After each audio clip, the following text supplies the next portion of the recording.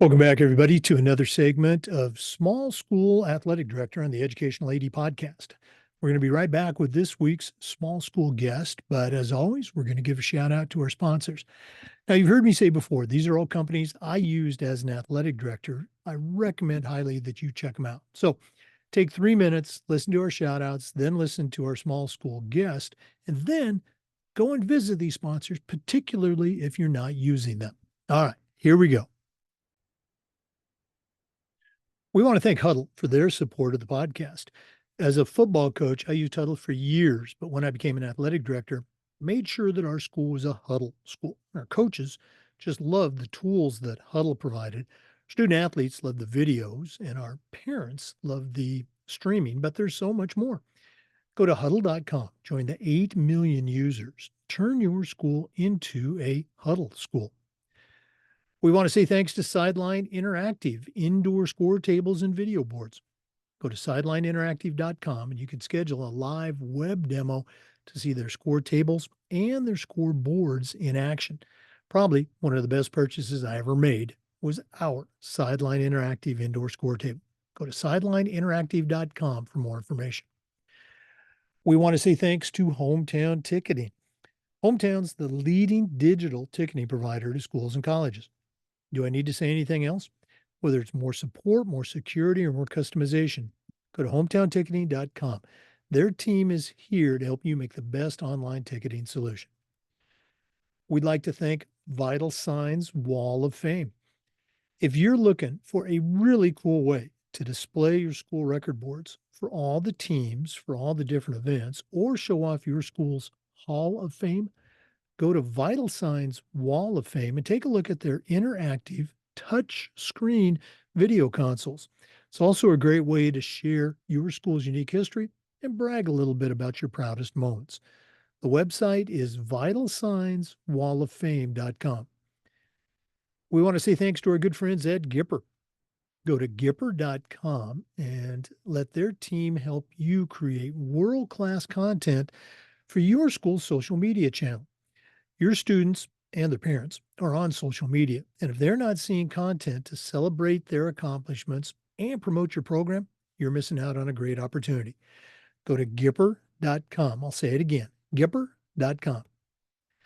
We want to thank Ohio University and their online masters in athletic administration. Now, I didn't get my master's from Ohio University, but my assistant athletic director did, along with thousands of others.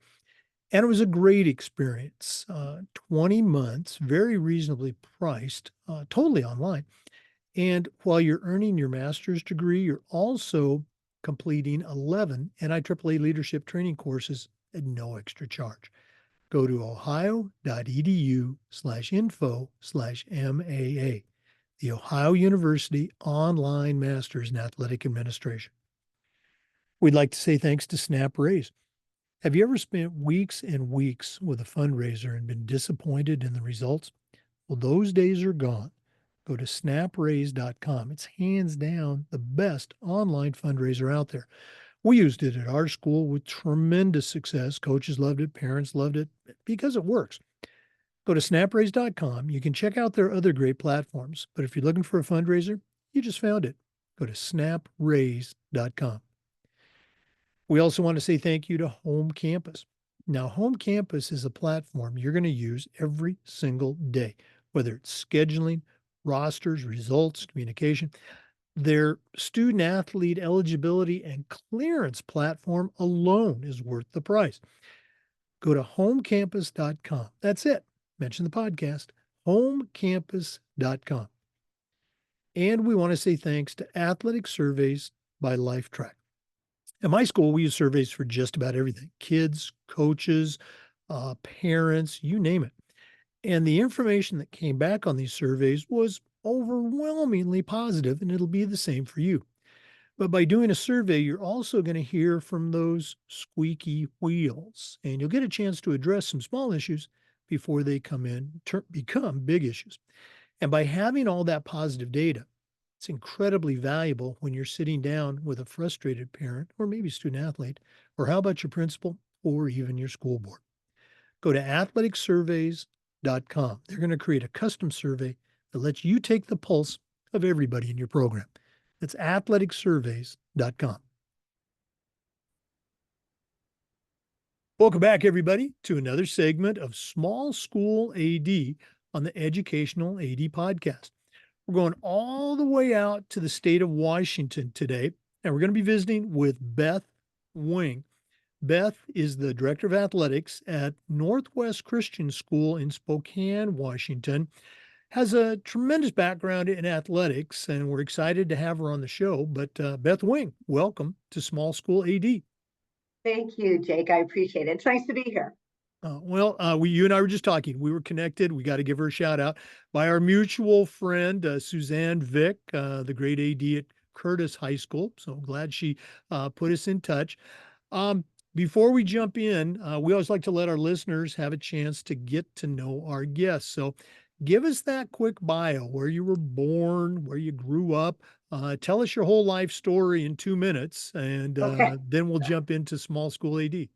Sure. Yeah, I'll just give you a little background. I actually grew up in Sequim, Washington, which is way on the west side, and it was a great place to grow up. I've always loved athletics, so I did all three sports: basketball, volleyball, softball, and it was very academic too. I was very blessed that I went to Gonzaga University on an academic scholarship, actually, but I had such a passion for staying in sports. I walked on to the women's team, and so I played at Gonzaga for a couple of years, and then always had a passion for coaching and got an opportunity at a young age while I was still in college to start at this school, Northwest Christian. So I actually started coaching at this school when I was in college. Got hired for teaching. That's what I went into as soon as I graduated from Gonzaga. So I started my full career at Meade High School in Spokane. Yeah. So I taught English and Spanish and was a girls basketball coach there.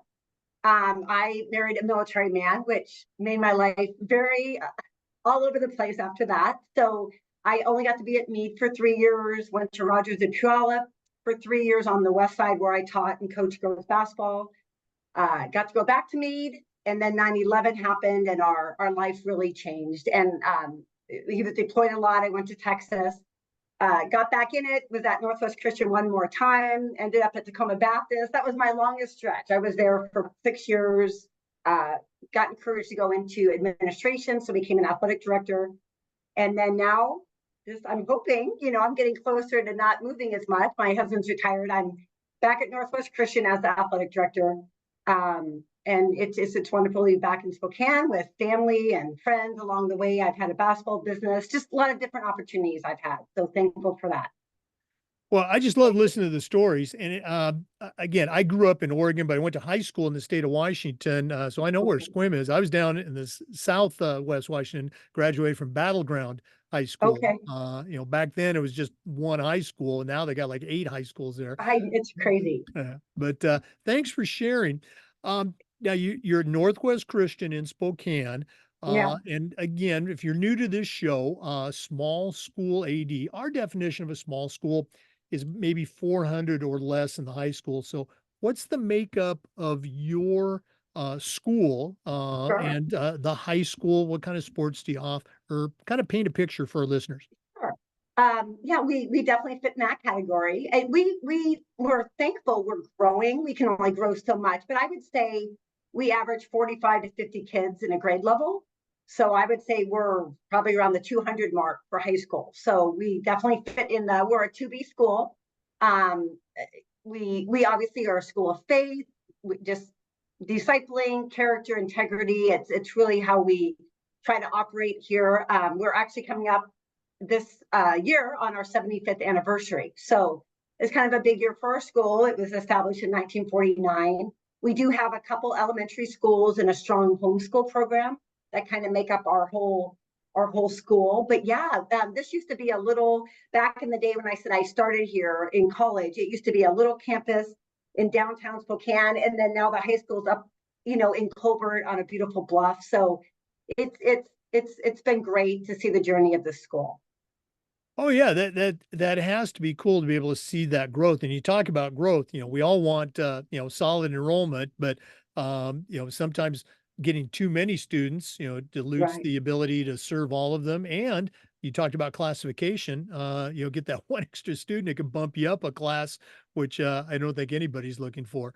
Sure, sure. Um, Yeah, and I know you had asked too what we offer. Or I'm always very grateful that we can offer so much for being a small school. We have four sports in the fall: volleyball, football, girls soccer, and cross country. And then we have junior high sports, and we have a strong youth program too. And then we have basketball and wrestling in the winter. And then in the spring we have softball, baseball, golf, boys soccer, and who am I forgetting? Did I say golf, boys soccer, baseball, and track? Can't forget of track. course, track, yeah. Girls and boys track. So we actually, out of all our sports, we're a little bit unique because of our, we're not a huge school, so we have to just be thankful for what we have in facilities. We actually have our boys soccer play 1A because we can't have them both in the same season. We just don't have enough facilities to make it happen. So that's our one sport we choose to play up. Now, I'm going to ask you one more question, then we're going to get into your suggestions. On the East Coast, and it's moving west, but flag football for girls and lacrosse for boys and girls are just have been exploding the last few Sure. years. Have you seen any signs of those sports in Washington? I think at the bigger schools, I think so. It's great, right? Kids come to you every day. They have great ideas, and things like that. Let's do this. Let's do boys volleyball. Let's do. Oh, And I yeah. wish we could do it all. I think at smaller schools, the struggle is if you put one more program in, you're probably destroying one of your current ones. Like you only have so many kids to go around. So sometimes you're limited by just number of kids, and you want your programs to be successful. But I definitely have seen lacrosse and those activities grow quicker in the big schools where they have more facilities, more students to make sure they have the numbers. But fun, great stuff, all good stuff. Right, and you're absolutely right. That's such an important point. You don't want to add a sport that, let's say you have four teams, in a season, and they're all good, they're all thriving. You add that fifth team, it's going to take kids away from those programs, and instead of four strong programs, you've got five average or mediocre Right, programs. Or, as you mentioned, it might just even kill one sport because it pulls those kids away. right. That's a great best practice. Let's go ahead and jump into that segment. We hear the phrases for small school ADs more so than bigger schools. Well, boy, you wear a lot of hats, or you're a department of one. Um, Knowing what that's like as a small school AD, what are some things that you found to be successful for you, maybe from a management or leadership standpoint? What's some advice that you can give to our listeners on how to not just survive, but thrive as a small Sure. school athletic director? Yeah, no, it's great. One thing I loved, and actually now I've been in several different leagues, and I've been on the west side, the east side. Is I really do love the camaraderie of athletic directors. Like I really feel like athletic directors, no, unless you've been one, you really don't. It's like going to war together. You really understand what's going on, and I think there's a real heart to help each other. So I will definitely give some thoughts, but I think especially for new ADs, like you'd be surprised how many people will partner with you, will stand beside you. So to not stay silent and just to ask when you need help. And I think organizations like yours and WASA, like there's so many things out there now trying to help ADs because it's a hard role and you come in and it's kind of overwhelming. Definitely, I think at smaller schools, probably all those cliches are very true. With that, you do have lots and lots of hats and not as many people to go around. But I think if whether you're at a big school or a small school, for me, being really relational, right? And especially at a small school, there's kind of that special home feel of sometimes they get that extra attention and things that maybe big schools can't do. Um, and I admit, I'm a very type A, very organized kind of person. I don't know how you would survive if you weren't, but it certainly works for me. So you just learn little tricks. What I've learned is um, I always hope things go perfectly, but I am prepared for them not to go perfectly. So that is just how I operate. So when I travel, even at my home games, I have extra cords for everything. I have extra dongles because I can't, for playing the music for this. I have extra batteries because I know the microphone's going to go dead as soon as I start talking. Just all the little things, like I'm prepared for the things that just often happen. Those are nice. I have something I call it my crash cart at home games that has every supply that if you ask for it, I'll pull it out for you, just so that you can focus on the game when you're there and not spend your time running around with your head cut off. So I think the more you just plan for things that can go wrong or don't make assumptions, we're in a situation sometimes we have to rent other facilities because we don't have our own football stadium. We don't have so I don't make the assumption that everything's there and I just come ready. I know one of the biggest things is making sure parents have what they need. One of the hardest roles with an AD job is things change every day.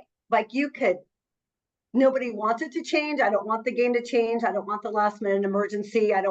But it happens every day. And so being able to have a great system of communication, my coaches have group messages sent out with parents. I have worked a long time on my athletic website. We have the system in place. I have online practice schedules. And so things can be updated quickly for parents, because everybody's worst nightmare would be a parent goes to the wrong place or they don't know a game has been scheduled. So just having a really good form of communication established with coaches and parents and websites, I think will be a huge blessing to anyone, to make your life run smoother and not chaotic. And just being a strong communicator with other ADs. I was writing down a few just things. Oh, and every school is different. Like I'm very, very involved with we call it our Crusader Club. Other schools call it a Booster Club. But the bottom line is it's an important relationship. And so however that works in your school, to really know how that works and be in strong relationship with them, because they really are such a blessing and support to your athletic program. So career of just kind of focusing. Yeah, you probably saw me scribbling down notes there. I love your comment about you're not pessimistic, but you're you're ready, I'm for ready. anything. I heard this years ago. I think it might have been my first year as a teacher, and I adopted it. The phrase is, "An optimist can never be pleasantly surprised," and so I think that's the way I would look at it. Say, Sure. okay, I'm I love ready, it. but I'm hoping things are going to pleasantly surprise me. Absolutely. Yeah. And because they often do, but it's the nature of our job. Mhm. That's what we're problem solvers. That's what I am. Everybody's seen that little sign that says chaos coordinator. That's what I am. I'm a chaos coordinator. Chaos It's gonna coordinator. happen. I love it. Um, I'm going to put you on the spot here. Now, you already mentioned you try to make sure parents have everything they need. I think that's another great turn of phrase, because hey, you got a second, and it's never a second. Yeah, And then you mentioned partnering or working closely with your boosters, which of course sure. typically are run by parents. Um, Throw out a couple of other things that you do specifically to let's say help the parents. We used to be, I think I'm a lot older than you. It used to be, oh, hey parents, you just stay in your lane, we got this covered. And the last few years, particularly from the national organization, it's been more of a partnering with parents. We're not giving them the keys to the car, but they're along for the ride. So let's try to make it a nice ride for Sure. everybody, particularly the kids. So, Yeah, what are some absolutely. things that you have done to partner with parents? Sure. I admit I'm a big communicator. I'm very relational, and I think those things are well. I think when parents know your heart's for the school, it's for the kids. You're trying to get them what they need. Any parent will adjust to changes as long as they know about it, right? And so my goal is to kind of make a one-stop shop where parents can go to our website. They trust me. It's become such a good system here where they actually trust the schedule to be updated, so that you're trying to give them the tools. You want them to trust the tools. So I'm really on my coaches that any changes in the schedule, they have to run by me so the schedule can always be updated. So parents know where to go. It's online. They can look at it on their phone.